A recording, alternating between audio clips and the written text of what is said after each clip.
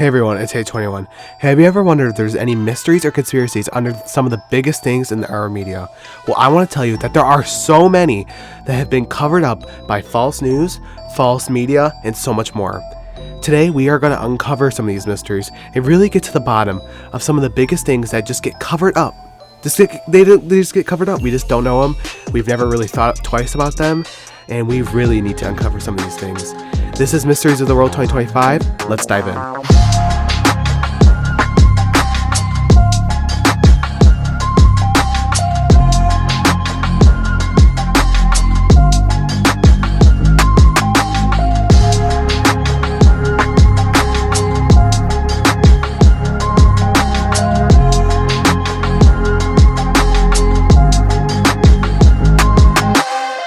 Alright guys, the first theory we have on our list going through the timeline of 2020 to 2025 is the 2020 US presidential election and the media narratives that followed it. There is a lot to it. I mean, there's a lot we already know to the 2020 US presidential election. Like, we know, like, the controversies, all the blah blah blah, you know. But in the aftermath of the 2020 US presidential election, certain media outlets, notably Fox News, faced lawsuits for allegedly promoting false claims of election fraud.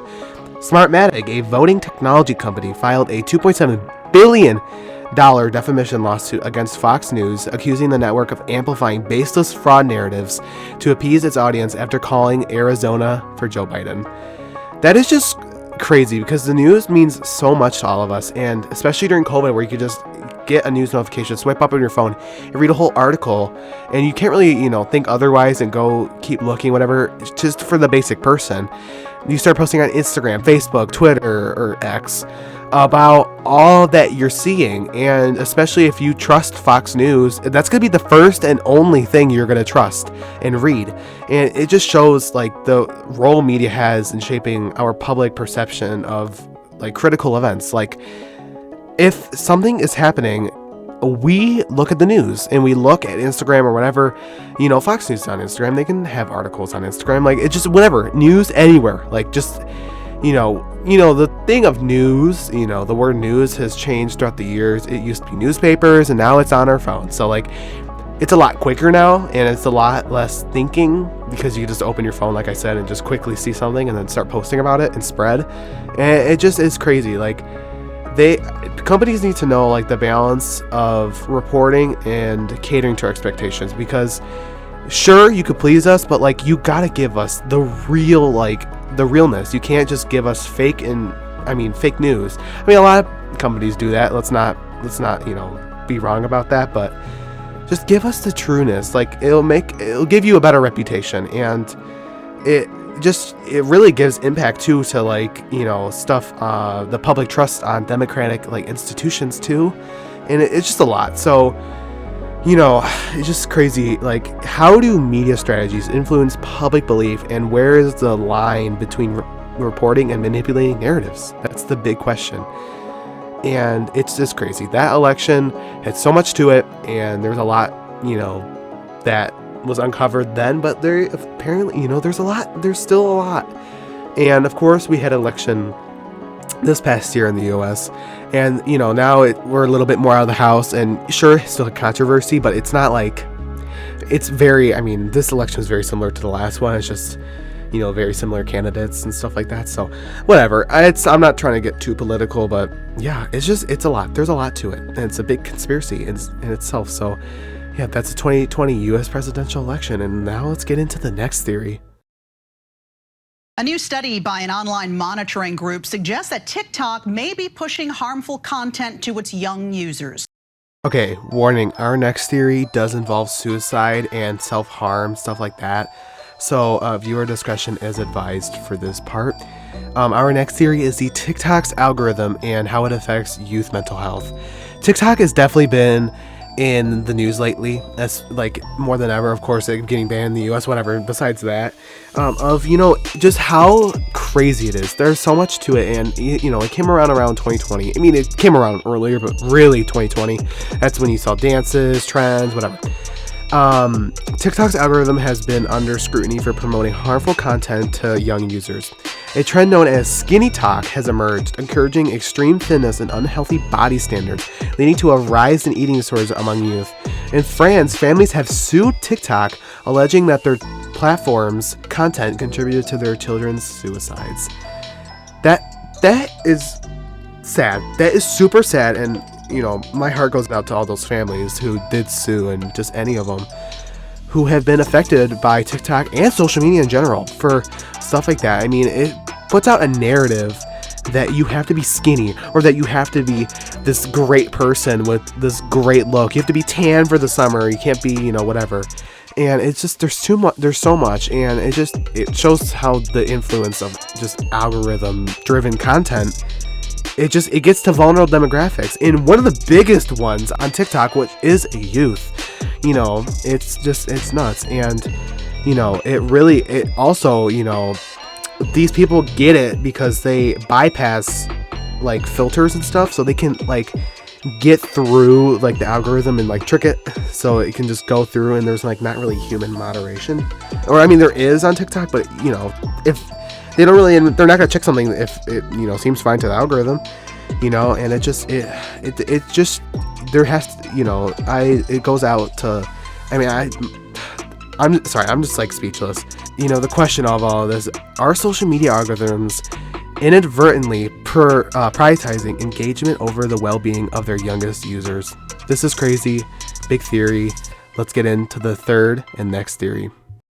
All right, our next theory is something that has probably been covered in the media. I have never really seen it, but it is super interesting, and maybe you guys haven't seen it either, and you're going to learn with me. It's Amazon's AI-driven workplace surveillance. It's very interesting, but Amazon has implemented AI technologies in its warehouse to monitor and direct worker activities. These systems track productivity and can automatically discipline employees, raising concerns about worker autonomy and privacy. Reports indicate that Amazon's serious injury rates are nearly double that of other warehouses. That is super interesting, especially coming from Amazon. Like, they are kind of, this kind of sucks. There needs to be definitely, in my opinion, a balance between, efficiency and employee welfare in like these automated workplaces, because it's like there needs to, I feel so bad. Like, the employees are just like, they feel like they're being watched. By AI too, like something that's like not, it's trustworthy, but also not. And there's so much, it has so much impact on workers with the constant surveillance and everything. And there's just that people need to examine the broader implications of AI and labor management, because clearly it's very new, of course, because AI is also very new, but it can grow, and they can put so much more, and they're not really thinking about it because, they just aren't. And, a big question is the pursuit of efficiency through AI compromising the dignity and safety of human workers? That is scary. AI could be a whole nother video, and that's a huge question, towards AI and Amazon, a company that is, getting into the AI race, and they need to definitely look around and make sure they're doing everything wisely, and make sure they're not harming their own employees, because that could do a lot to them. Alright, our next theory is kind of a funny one, but like it's a weird coincidence. It's the WTF Calendar Conspiracy. As 2025 approached, a viral internet conspiracy emerged, noting that the year began with sequence WTF, Wednesday, Thursday, Friday.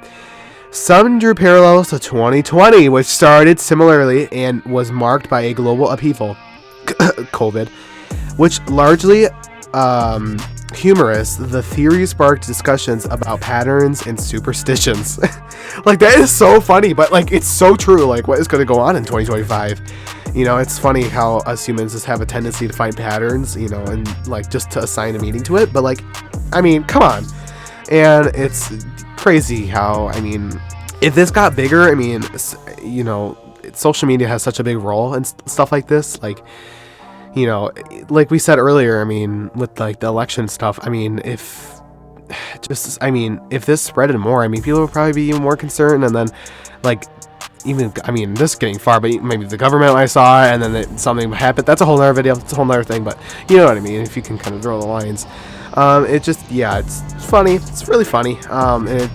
Question is, why do we seek patterns in randomness, and how does this shape our perception of events? Because it's something we come up with, we think, and we will remember.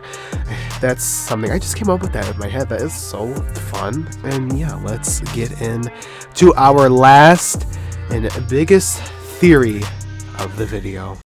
Alright, y'all, we're at the very end of the video, and our fifth and last theory is something that has been talked about with several companies, but this is definitely a company you probably don't want this theory to be attached to.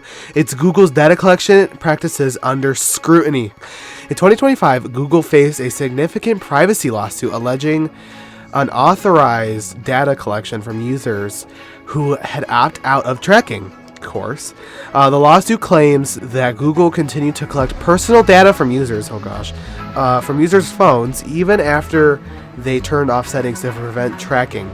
Internal communications with Google revealed intentional ambiguity regarding data collection practices. Oh my gosh. You know how much people use Google each day? Probably billions. And they're collecting it from like these people, from the only several people, I mean there's probably a lot more than I think, who turn off this. Like, why do you need so much data? Like, why? Like, you know, it's especially weird because sometimes you go on Google or whatever and you see stuff that's like always the first, I mean it's kind of a different theory, but like, you know, the first thing you always see is sponsored or whatever, but it's like something that you were kind of just talking about and it doesn't really relate with the topic, but you kind of relate it to it because somewhat. You know, it's like you might be looking for like a new iPhone or something, and then Walmart pops up, and like you don't think of Walmart having phones, but they do, but it's not an iPhone or whatever. And but you were just talking about food or something, like that's kind of weird. Or you're searching up for food, and it's, you know, there's so much complexity when you're, you know, giving consent to companies to, you know, send your data away. You don't know where it's gonna go. You don't know where it's gonna go. You know, it's just, it's so much. There's so much potential for tech companies to, you know, just exploit privacy settings. You know, because you got to read the whole 15-page terms of service. You know, it's like nobody's gonna read that, and they know nobody's gonna read that, so they just take advantage of it. And it's like there's just the broader implications for user trust and data privacy is a lot. There's so much. And the big question here is, are tech giants like Google truly transparent about data collection, or are users unknowingly surrendering their privacy? Yeah, Google, you may want to put that thing on one of the first page, maybe like first 10 pages of your terms of service. And then I'll try to look for that, maybe read it. So yeah, that's very interesting. And Google, come on, man. I don't know, just companies have a lot to them and they think we can be tricked like that, but this video shows not. Okay, let's get into the outro.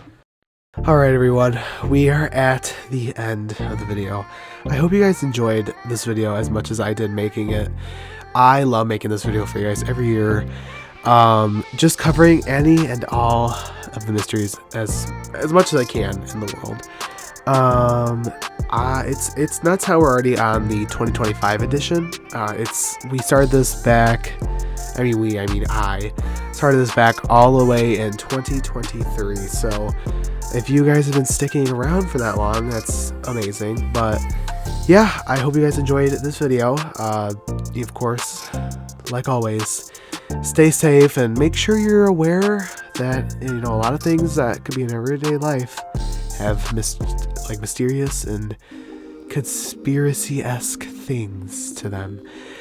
Alright, thank you guys so much for watching, and I will see you guys in another video. Bye everyone.